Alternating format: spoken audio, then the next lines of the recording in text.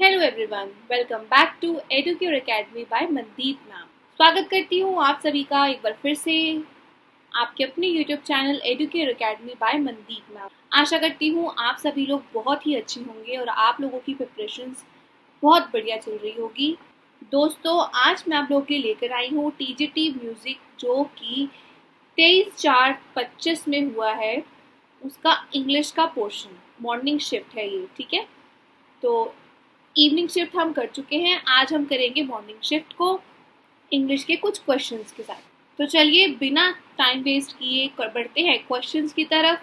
लेकिन उससे पहले please like and subscribe Educare academy और शेयर भी कीजिएगा। पहला दो क्वेश्चन दोस्तों, select the most appropriate option to fill in the blank. Most appropriate option को चूज करना है फिल इन द ब्लैंक भरने के लिए। The magician vanished so dash that the audience sat in stunned silence, unsure whether they had even seen him at all. दोस्तों, इस sentence का means ये है कि जो जादूगर है ऐसा गायब हुआ कि सब जितने भी ऑडियंस थी वो हैरान रह गई और ये सोच नहीं पा रही थी कि हमने उसे देखा भी था या नहीं। ठीक है, तो लेजीली तो आलस से होता है, ठीक है, आलस। तो आलस से अगर वो वैनिश्ड होगा, गायब होगा, तो ऐसा नहीं बन रहा ना, बात नहीं बन रही, फिट नहीं बैठ रहा। ठीक है। अब है ऑकवर्डली, यानी भद्दे ढंग से। तो ये भी इसके अंदर फिट नहीं बैठ रहा, क्योंकि ऑकवर्डली थोड़ी वैनिश्ड होगा। स्लोली यानी धीरे से, तो ये भी नहीं सही है। सडनली यानी अचानक, बिल्कुल ठीक है ये ऑप्शन, क्योंकि जो जादूगर है वो अचानक से वैनिश्ड हो गया, मतलब अचानक से गायब हो गया, जिससे सारे हक्के बक्के रह गए और सबको ऐसे लगेगा कि इसको हमने देखा भी था कि नहीं। ठीक है, तो option 4 is the right answer. Now question number 2, select the most appropriate conjunction to fill in the blank. अब फिल करना है कंजक्शन, ठीक है। I will wait here dash you return. मैं यहाँ तब तक इंतजार करूंगा जब तक तुम वापस नहीं आ जाते। ठीक है, तो जो सिंस है उसका यूज किया जाता है समय की शुरुआत या कारण बताने के लिए, तो इसके लिए ये फिट नहीं होता है। ऑल्दो यानी हालांकि, ये बताता है in spite of the fact, ठीक है, तो ये भी अप्रोप्रिएट नहीं है, यानी विरोधाभास दर्शाने के लिए इसका यूज किया जाता है। फिर आता है अनलेस, जब तक नहीं, ठीक है, ये शर्त को दर्शाता है कि अगर तुम वापस नहीं आओगे तो मैं रुकूंगा नहीं। ठीक है, तो ये शर्त को दर्शा रहा है। अब आएगा अनटिल। अनटिल मीन्स होता है जब तक, तो ये बिल्कुल ठीक है कि जब तक कोई चीज़ होती है तब तक की समय सीमा दिखाता है ये अनटिल। ठीक है, तो option 4 is the right answer, until आएगा इसमें। Now next question, select the most appropriate option to fill in the blank sequentially. ठीक है, क्रमिक रूप से जो ऑप्शन है उसको सिलेक्ट करना है। He is looking for dash job that offers him dash opportunity to travel and learn new skills. तो दोस्तों, इसके साथ क्या आएगा, जॉब के साथ, ये क्या है, वॉवल नहीं है, कॉन्सोनेंट है। ठीक है, तो इसके साथ लगेगा ए। ठीक है, एन तो लग नहीं सकता, द भी नहीं लग सकता, तो ये ऑप्शन गलत है।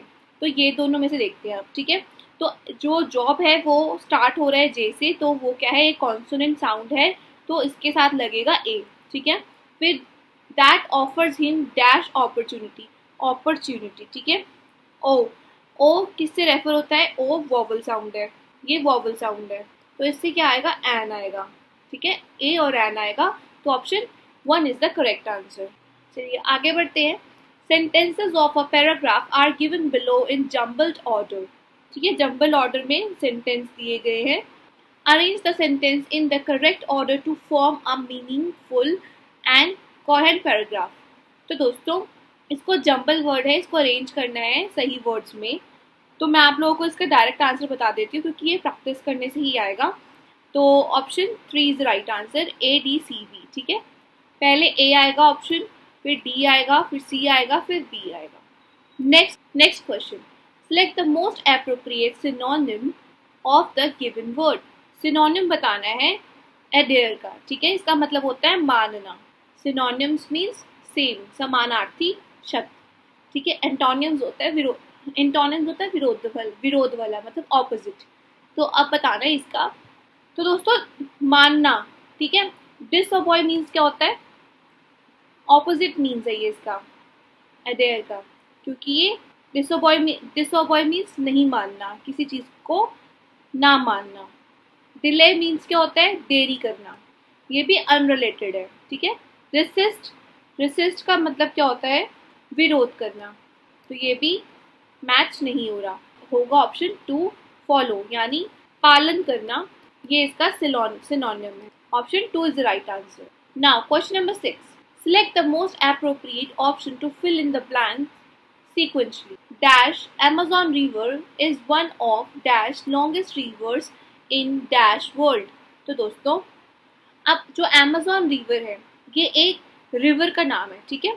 तो इसके साथ में क्या यूज होगा, द यूज होगा। The Amazon river one of dash longest river, तो ये क्या बता रहा है फ्रेज कि वन ऑफ के बाद हमेशा द का यूज आता है क्योंकि वो सुपरलेटिव फॉर्म में आ जाता है। तो one of the longest rivers in, और वर्ल्ड है, ठीक है, एक अकेली चीज है, तो यूनिक चीजों के साथ तो वैसे भी द आता है, ठीक है, तो ये भी द आएगा, the Amazon river is one of the longest rivers in the world. तो option 1 is the correct answer, ठीक है। आगे बढ़ते हैं।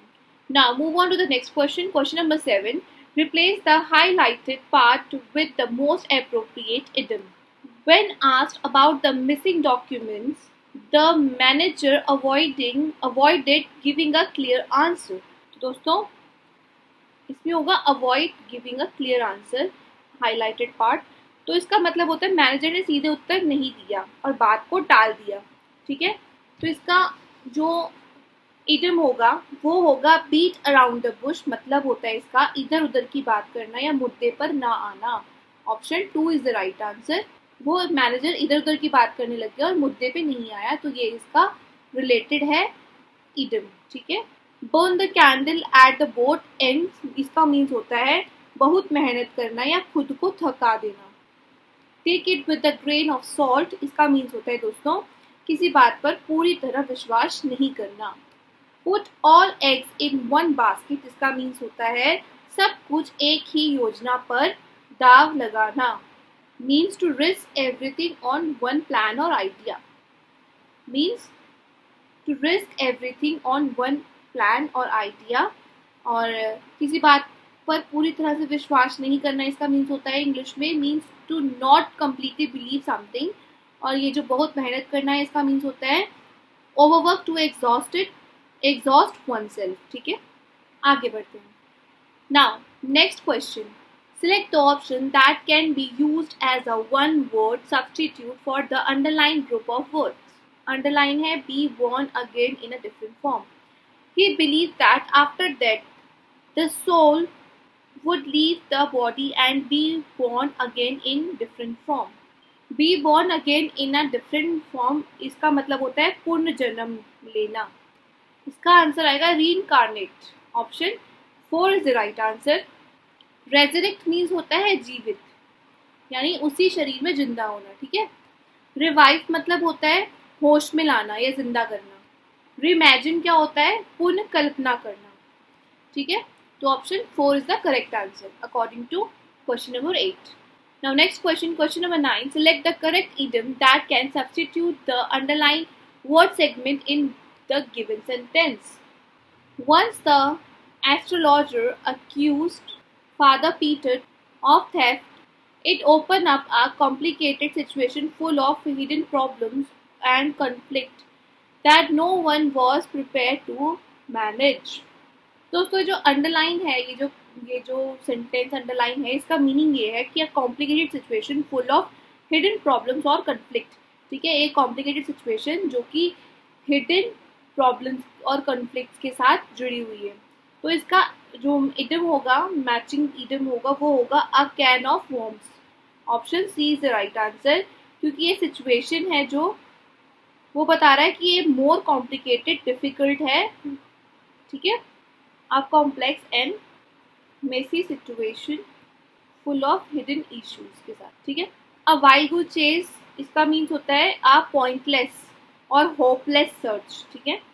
अ ब्लेस इन डिस्ग्यूज मीन्स होता है something that seems bad at first but has a good outcomes, मतलब छुपा हुआ वरदान जिसे कहते हैं। अ हॉट पोटैटो मतलब विवादास्पद विषय, मतलब कंट्रोवर्शियल और सेंसिटिव टॉपिक, ठीक है। तो option 3 is the right answer. अगले क्वेश्चन पे आते हैं। Select the most appropriate proverb that is closest in meaning to the given sentence. You should not judge people based only on their outward appearance. मतलब आप लोगों का जो आंकलन है, मूल्यांकन है, उनकी बाहरी दिखावे के या बाहरी जैसे अपीयरेंस है उनका, उनके बेस पे नहीं करना चाहिए आप। तो इसका करेक्ट जो प्रोवर्ब है वो क्या होगा? डोंट जज a book by its cover. Option 3 is right answer. किसी को केवल उसकी बाहरी रूप से नहीं आंकना चाहिए। Every good has a silver lining, इसका मतलब होता है हर बुरी स्थिति में कुछ अच्छा होता है। All well that ends well, मतलब अंत अच्छा तो सब अच्छा। अ stitch in time saves nine, इसका मतलब होता है समय रहते हल करना बेहतर होता है। तो option 3 is the right answer. Option 3 is the right answer. Now question number 11। Select the most appropriate option to fill in the blank. She she peered dashed through the keyhole determined to catch even the slightest movement inside the room. वह कमरे के अंदर होने वाली छोटी सी भी हलचल को पकड़ने के लिए ताले के छेद से झांक रही थी, ठीक है। इसका मतलब ये है। तो दोस्तों डिटरमाइंड से पता चल गया कि वह पूरी तरह से ध्यान अपना फोकस कर रखा था उसने, ठीक है। और इंटेंटली का अर्थ क्या होता है? पूरी लगन और ध्यान से देखना। तो ऑप्शन 4 होगा करेक्ट आंसर। नॉनशेलेंटली मतलब क्या होता है? बेपरवाह तरीके से, ठीक है। स्लगलिशली मतलब होता है सुस्त। प्रिकेरियसली मतलब होता है अनिश्चितता, यानी खतरनाक तरीके से। और इंटेंटली मतलब पूरी एकाग्रता से। तो option 4 is the right answer. चलो नेक्स्ट क्वेश्चन पे पढ़ते हैं। Select the option that can be used as a one-word substitute for the underlined group of words.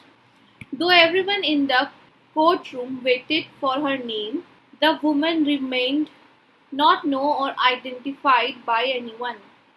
अदालत कक्ष में सभी लोग उसके नाम जानने का इंतजार कर रहे थे, लेकिन महिला को कोई नहीं जानता था और ना ही कोई उसकी पहचान कर पाया था। तो उसका मीन्स क्या होगा? उसको नहीं जान पाया था। Option 4 is the right answer. वो क्या थी? गुमनाम थी, अनोनिमस, ठीक है। मिस्टीरियस मीन्स रहस्यमय, अनफेमिलियर मीन्स अपरिचित, ऑब्स्क्योर मीन्स अस्पष्ट। तो वो महिला क्या थी? अनोनिमस थी, यानी गुमनाम थी। Option 4 is the right answer. Now next question. Sentence of a paragraph are given below in jumbled order. Arrange the sentence in the correct order to form a meaningful and coherent paragraph. तो दोस्तों इसका answer बता देती हूँ direct ही। तो option 1 is the right answer.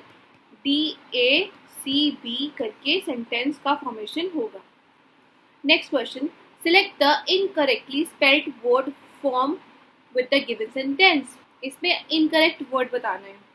Although Father Peter maintained his innocence with unwavering conviction, the villagers' suspicion only grew more virulent and fabricated evidence continued to mount against him.